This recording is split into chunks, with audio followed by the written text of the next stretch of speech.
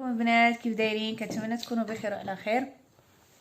المهم اليوم غادي ندير لكم ان شاء الله فيديو جديد. غادي نديكم معايا اليوم المدرسه باش تشوفوه معايا نتوما كي كتشوفوا. رانا والله العظيم الا باقي في فراشي عرفتي غير حز براسي ما بيا اللي يتحرك.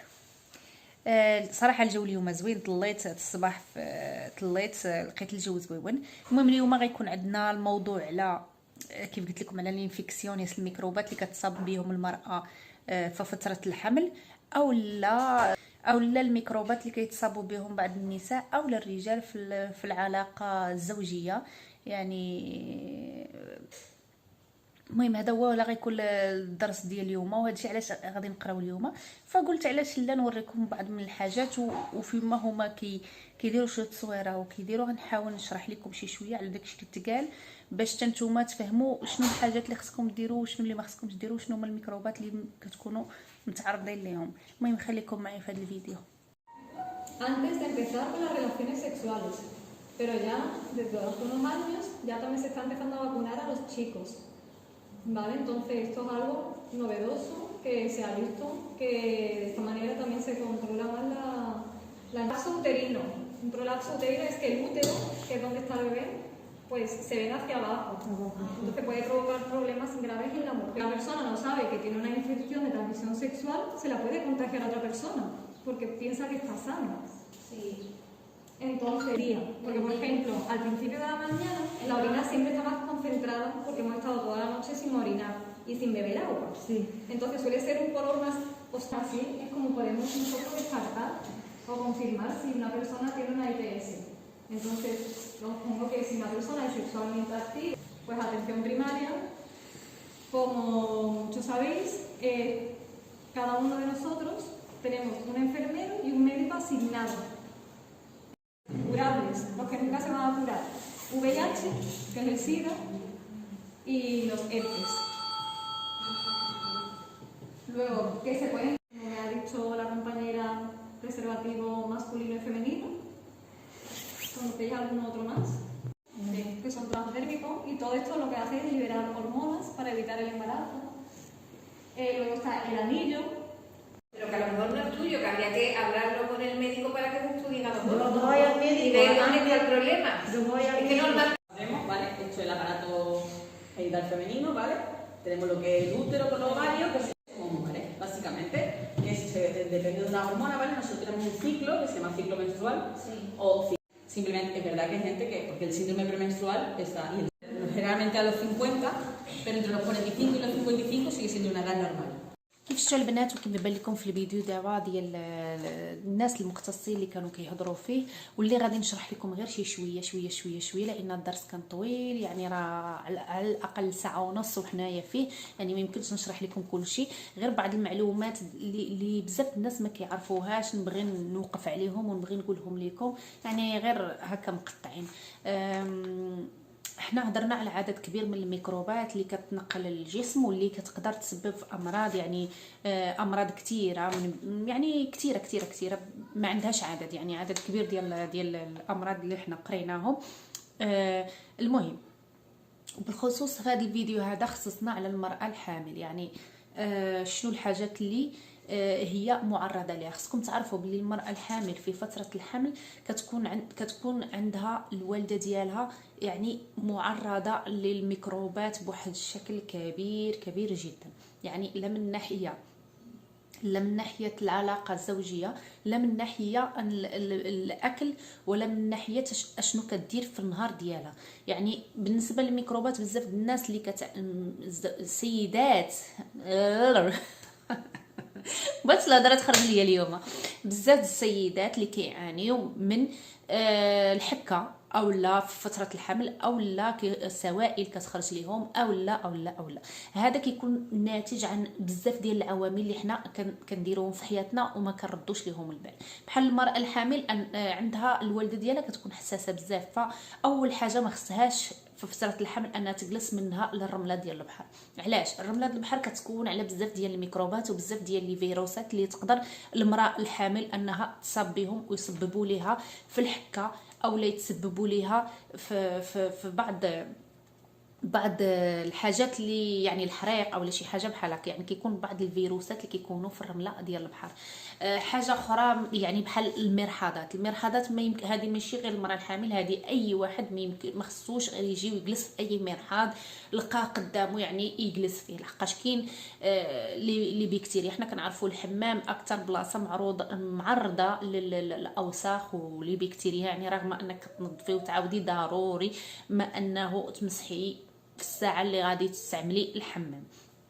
واخا اشنو حاجات اخرين اللي قالوها لينا وبزاف الناس ما كيعرفوهاش، هي انه بالنسبه للفتيات اللي كيتعرضوا للاغتصاب، يعني بزاف انا كنعرف بزاف، يعني مش كنعرفهم شخصيا ولكن كنشوفهم زعما بزاف ديال البنات اللي تعرضوا للاغتصاب ما كيكونوش عارفين هذه القضيه فكيصدقوا حاملين.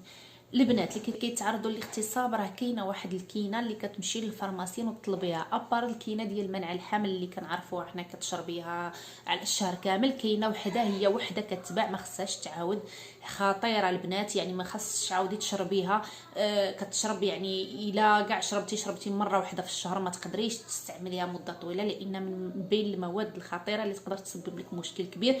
هذه خاصه فقط بالناس اللي مثلا ما كيشربوش الدواء ديال منع الحمل وخافوا لا يصدقوا حاملات كيمشيو يشربوها، او لا بالنسبه للفتيات اللي مساكن تعرضوا للاغتصاب وكيكونوا باقيين صغارات، يعني كتمشي كتشربها باش ما تصدقش حامله. هذه من ناحيه اخرى. هضرنا ايضا على الفتيات اللي كيكونوا عاد بلغوا والديهم، يعني ما كيهضروش لهم على المسائل اللي بحال هذه المسائل هذا باش يعرفوا بزاف الحوايج باش ما يتعرضوش لبزاف المشاكل وهما كبارين. يعني اول حاجه خصك تفهمي لبنتك، تفهميها مزيان اشنو هو هذا الشيء وشنو المشاكل اللي كيجي منه واول حاجه بعدا خصك ديريها انت كأم، يعني الدور ديالك كأم انك تدي بنتك لعند الطبيب بمجرد ما تجيها الرجله، يعني بمجرد ما تجي الرجله خصك تديها عند طبيب اختصاصي اللي غادي يحدد لها بعدا نوعيات الهرمونات اللي عندها، واش الهرمونات مزيانين ولا لا. حنا هادشي بزاف الناس اللي ما كيعطيوش الاهميه، وهو راه شي حاجه اللي هي مهمه بزاف. شنو اخر؟ كاين عاوتاني واحد الجلبه اللي كيديروها الناس ملي كيوصلوا 14 سنه، وهذيك الجلبه علاش كتساعدنا على ان ما تخليش الميكروبات يتنقلوا لنا في الجسم ديالنا، يعني بمجرد ما يكون عندنا كونتاكت مع شي واحد اللي فيه شي فيروس ما يتنقلش لينا حنا مباشره. علاش كتنقل لينا؟ حيت حنايا ملي كنوصلوا لواحد السن معين ما كنبقاوش مازال نمشيو نضربوا الجلبه اللي خصنا نضربوه. هي راه كاينه واحد الجلبه اللي هي مهمه بزاف، خصها تضرب على سن 14 سنه وبزاف الناس ما كيمشيوش يديروها. وكنتمنى دابا ملي سمعتوا في هذا الفيديو اللي عنده ولادو عندهم في سن 14 سنه يمشيو للسبيطار ويطلبوا هذه البرا هذه، راه كيديروها. كنظن كدار فابور هنايا في المخزن، ولكن في المغرب والله ما نعرف. الام خاصها تعرف باللي الطفل ديالها الصغير راه كتنقل له الميكروبات بزاف ديال الطرق. كاين طريقه فقط انك تنقلي لولدك يعني كتنقلي لولدك الفيروسات فقط عن طريق البوس. خصك تعرفي هذه المعلومه هذه، يعني ملي يكون عندك انت الطياب في فمك ولا يكون عندك الرواح ولا هذا راه ما خصكيش تمشي تبوسي ولدك، هذه راه كتنقلي له فيروسات.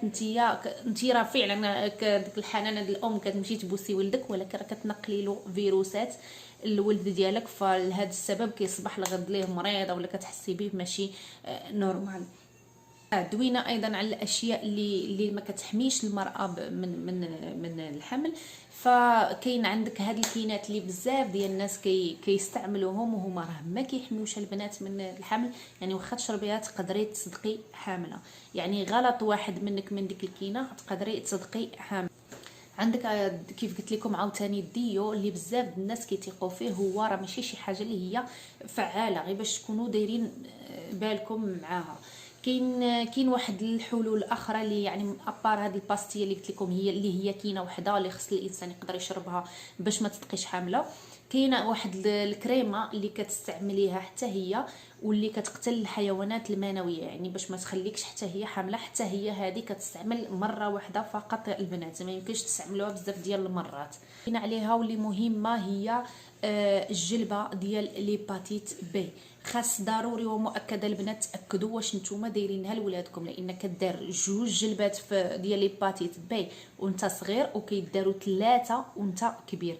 وانا متاكده ان بزاف ديال الناس، يعني بزاف ديال الناس كيكونوا دايرينهم وهما صغارين، ولكن الاغلبيه ملي كيكبر كيوصل لواحد السن معينه ما كيبقاش يهتم بهذه المسائل ديال الجلبه، ما كيمشيش يسول كاع واش خاصو يدير مازال شي جلبه، واش باقا عنده شي جلبه.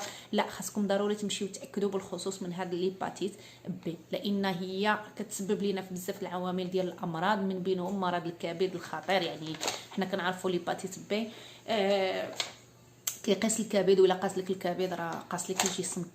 بالنسبه لهرمون البنات، الهرمونات كاينين الهرمونات الجيده والهرمونات القبيحه. باش كنميزوا بين الهرمونات الجيده والهرمونات القبيحه؟ يعني باش نعرف راسي راه انا دابا عندي هرمونات جيده او لا عندي هرمونات قبيحه. الهرمونات الجيده البنات باش كتعرفوهم هي في الفتره اللي كتشوفي، مثلا كتشوفي في المرايه كيبان لك وجهك زوين، كيعجبك راسك، كتحسي بالمورال ديالك طالع، كيبان لك شعرك زوين، يعني ماشي كيف مولفه فيه، كتعرفي بلي الهرمونات ديالك تيكونوا في هذه اللحظه راهم زوينين ومقادين ومزيانين. ولكن العكس صحيح، ملي كتطلي في المرايه وما كيعجبكش راسك او لا شعرك تيبان لك حالته مكردد، واخا نتيا في العاده شعرك ماشي حرش وكيبان لك حراش ويعني وكتحسي بالمورال طايح وباغي تنعسي وما هذا، فعرفي ان الهرمونات ديالك مخربقين ومخلي المورال ديالك ماشي هو هذا. اي بنت يعني كتوجد ولا كتستعد انها تمشي تتزوج، قبل ما تخطي هذه الخطوه ديالها ضروري تمشي لعند الطبيب، وحتى الرجل خاصو يمشي لعند الطبيب، لحقاش كيكونوا بعض الفيروسات وبعض الميكروبات اللي كتنقل عن طريق العلاقات الجنسيه وما كنكونوش حنايا رادين ليهم البال، اولا كيكون تصاب بهم واحد من الطرفين فكينقلهم للطرف الاخر، فبهذا يقدر يسبب لنا مشكل بجوج. يعني من بعد ان باش تكون عندك الاولاد يعني ضروري كنديروا تحاليل ونديروا يعني باش نعرفوا بعدا بلي الحمد لله سليمين ما فينا حتى شي حاجه، وعاد ناخذوا هذه الخطوه هذه باش من بعد ما ندموش، لان كاين بعض البكتيريا ملي كيكون عنده واحد منا وكينقلها للاخر ف كنلقاو صعوبه بحال في الانجاب، بحال يعني في بزاف الحاجات، وبالخصوص المراه لان هي معرضه بزاف الميكروبات والبكتيريات. حاجه اخرى، ماشي كاع العيالات اللي كتجيهم الرجله راه ممكن انها يكونوا عندها اطفال، للاسف الشديد. كاين بعض الناس كتجيه الرجله يقدر يكونوا عنده اطفال، وكاين بعض الناس اللي كتجيه الرجله منتظمه وكل شيء ولكن ما كيقدرش يكونوا عنده اطفال، وهذا